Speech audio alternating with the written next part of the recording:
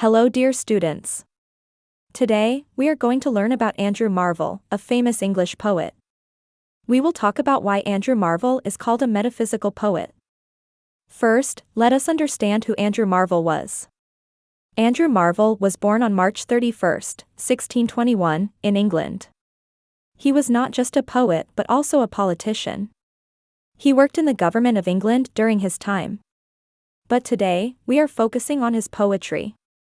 He wrote many poems that people still read and study today. His poems are special because they make us think deeply about life, love, and even death. Before we talk about why Andrew Marvell is called a metaphysical poet, let us first understand what the word metaphysical means. The word metaphysical comes from two parts. Meta means beyond, and physical means things we can touch or see. So, metaphysical means something beyond the things we can see or touch. Let us now talk about the main features of metaphysical poetry. There are a few important things that make a poem metaphysical. First, metaphysical poets use something called conceits. A conceit is a very unusual comparison between two things that do not seem similar at all. For example, comparing love to a compass. This sounds strange, but the poet explains it in a way that makes sense. Second, metaphysical poets write about great topics like love, death, God, and the universe. Third, their poems often mix feelings with logic. They do not just say, "I feel sad." They explain why they feel sad using clever arguments. Finally, these poets often use wit. Wit means being funny or clever in a smart way. Now, let us see how Andrew Marvell uses these ideas in his own poems. One of his most famous poems is called To His Coy Mistress. This poem is a perfect example of metaphysical poetry. The poem is written as if a man is talking to a woman he loves. The woman is shy, and she does not want to love him back quickly. The man tries to convince her to love him now and not wait. He uses very clever arguments to make his point.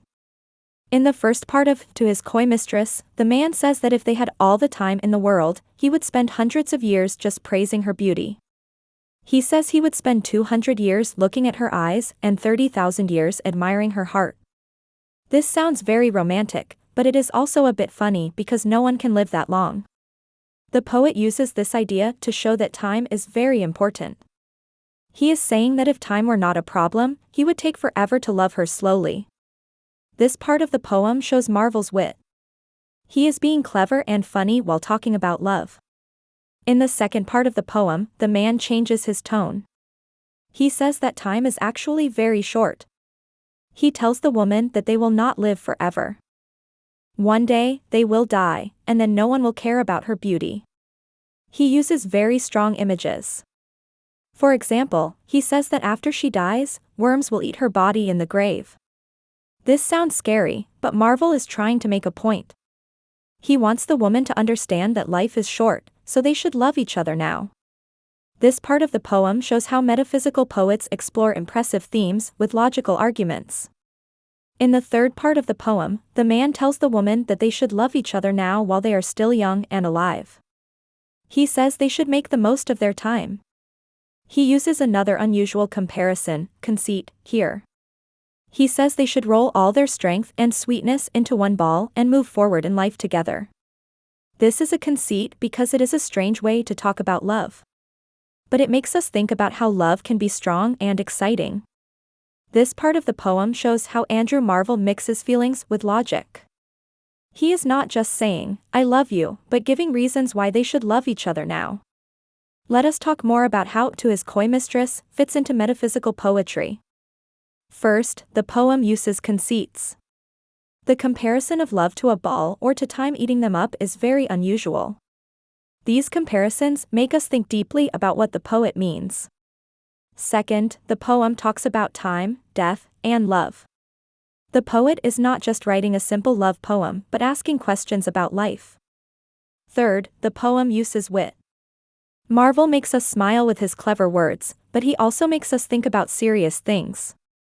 All these things make the poem a great example of metaphysical poetry. Now, let us look at another poem by Marvell to see more of his metaphysical style. This poem is called The Garden. In this poem, the poet writes about nature and how it makes him feel calm and happy. But he does not just say, "I like nature," but uses very clever ideas to explain his thoughts.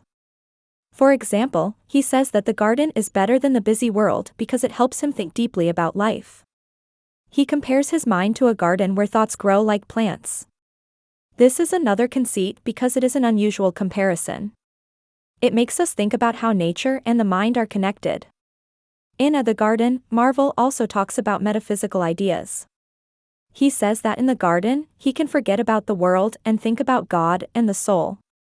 He imagines his soul leaving his body and flying up to the sky like a bird. This is a very metaphysical idea because it is about things we cannot see or touch. The poet is thinking about what happens to the soul after death. This shows how he uses poetry to explore deep questions about life. Let us break down the garden even more. In the poem, Marvell says that the garden is a place where he can escape from the busy world. He says that people in the world are always running after things like money or power. But in the garden, he can be alone with his thoughts. He compares the garden to paradise, like the Garden of Eden in the Bible. This shows how Marvell mixes nature with religious ideas. He is not just talking about trees and flowers. He is talking about how nature can help us feel closer to God. Another important thing in The Garden is how Marvell uses wit. He makes a little joke when he says that even the gods in old stories loved gardens. He says that the gods would leave their heavens to come down to earth and eat fruit from the trees. This is funny because it makes the gods sound like normal people who just want to eat apples. But it also makes us think about how nature is so beautiful that even gods would love it. This mix of humor and deep thought is also part of metaphysical poetry. Now that we have talked about some of Andrew Marvell's poems, let us think about why he is considered one of the best metaphysical poets. First, Marvell was very good at using conceits. His unusual comparisons make his poems exciting to read. They also make us think deeply about what he is saying. Second, Marvell wrote about magnificent themes like love, death, nature, and God. His poems are not just about feelings.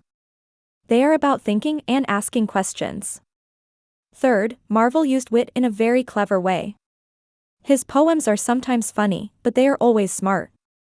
Let us also talk about how Marvell was different from other metaphysical poets. Some metaphysical poets, like John Donne, wrote a lot about religion and God. Donne was very serious about faith in his poems. Marvell wrote about God too, but he also wrote about nature and politics. For example, in The Garden, he talks about nature as a place to escape from the world. In other poems, he writes about the government and what he thinks about it. This makes Marvell's poetry a bit different because he mixes many ideas together. Another thing that makes Marvell special is how he uses time in his poems.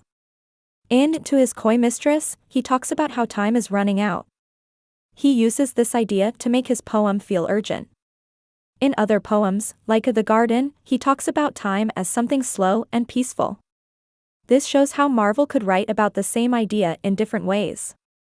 It also shows how he liked to play with themes of time and life. So, dear students, that is all about Andrew Marvell as a metaphysical poet. We talked about who he was and what metaphysical poetry is. We looked at his poems like To His Coy Mistress and The Garden. We saw how he uses conceits, wit, and splendid themes. I hope you understand everything now. If you read his poems, you will see how clever and beautiful they are. Keep learning, keep thinking, and keep enjoying poetry.